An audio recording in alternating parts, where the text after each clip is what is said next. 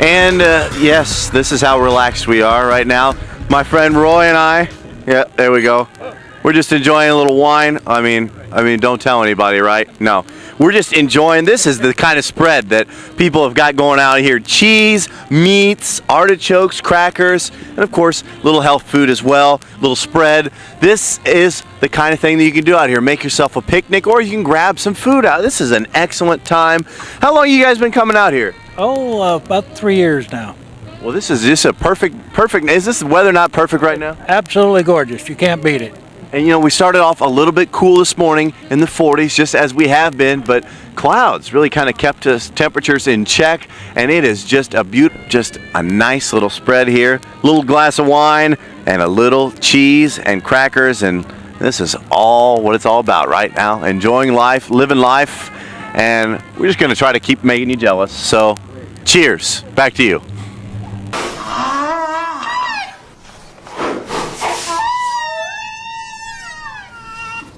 Yeah, who would have thunk it, right? They sound like humpback whales. Yeah, don't they? I thought the same thing. Actually, sound like a crowd of screaming girls at like a boy band concert. They're so cute. At a One Direction concert. Yeah, there you One go. Direction. Hey, how do we know One Direction isn't standing right there, How right? do you guys know?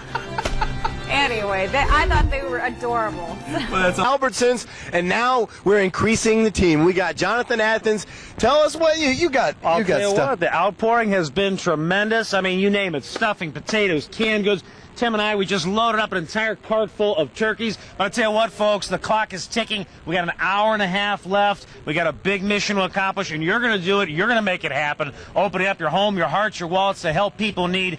This goes to Crossroads Mission. You're making a difference. Let's make it happen. And already over 130 turkeys donated right here. That came from Barbara Rochester. The outpouring is absolutely enormous, and it's just going to get better with all of your help. Gary, it's been a great time out here, I'll tell you. Yeah, and this is so nice to see a lot of people coming out and donating food, anything. It's just Friday night shopping, getting some dinner, and they go out and they go, you know what, we're going to help us. And we got a turkey here. We got another one. We're just getting more and more. We'll be out here till 7 o'clock. That's Yuma time. 6 o'clock Pacific if you want to drive over and help us out. But just because we're off the air doesn't mean we won't be down here. Come by, say hi. For now, we'll send it back to you, Karen. Now I see citrus trees, and I'm thinking, you know what first thing I think of?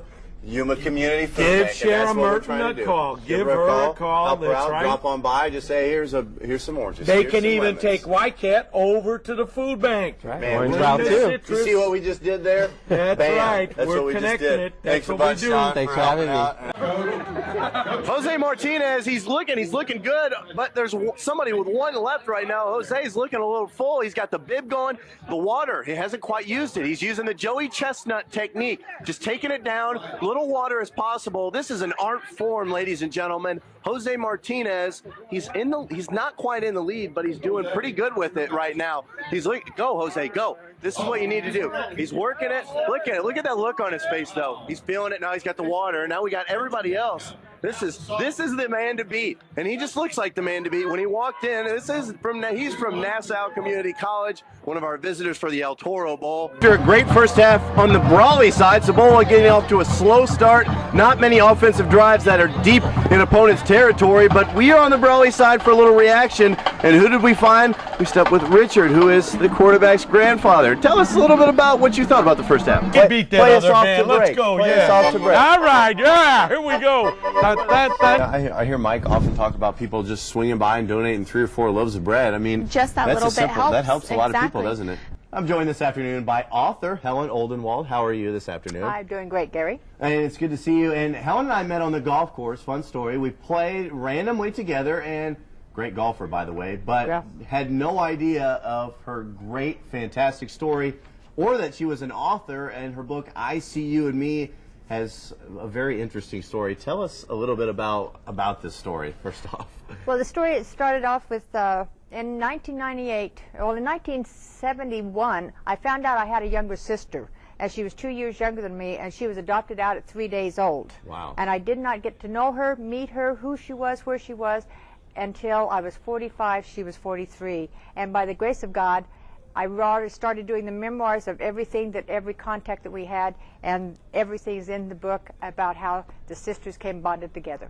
So you met your sister after not knowing that she was even existed, right? Even if she was alive, did not know. Even if she was alive, had no idea that you had a sister. And where was this at? I mean, you've been a lot of different places in your life. Where did this all start at? It started off in Bentonville, Arkansas.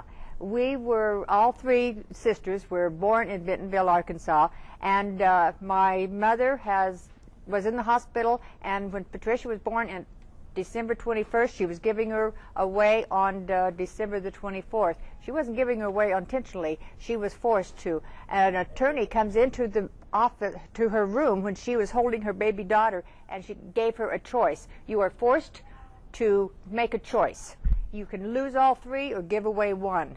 Wow. And my mom had cried for 43 years because she gave away one instead of losing three. Wow. And we see the picture on the back. That is you with your sisters. And we would show that because that is pretty amazing. You are all grown up, and that's just part of the book. As I've read parts of the book, it's just a fantastic story because I've gotten to know you and read the story, and it's really amazing how you can just, people have stories like this. It is. And yours is absolutely fantastic. Thank you. And I'm looking forward to... It's basically, it's two worlds, three sisters, and one journey back together again as family. And by the grace of God, we have been bonded as sisters as if we grew up together. Yeah. Well, absolutely. And this is a story of honor among motherhood and an honor among the adoption world. Because my mother kept telling me in my 20s and 30s when I was trying to search for my sister, no, you may not. This is honor among women. This is honor among Patricia. This is honor among your sister. And I was the little porcupine. First chapter 1, 2, and 3, the porcupine, like, Mom, what, where, why, what?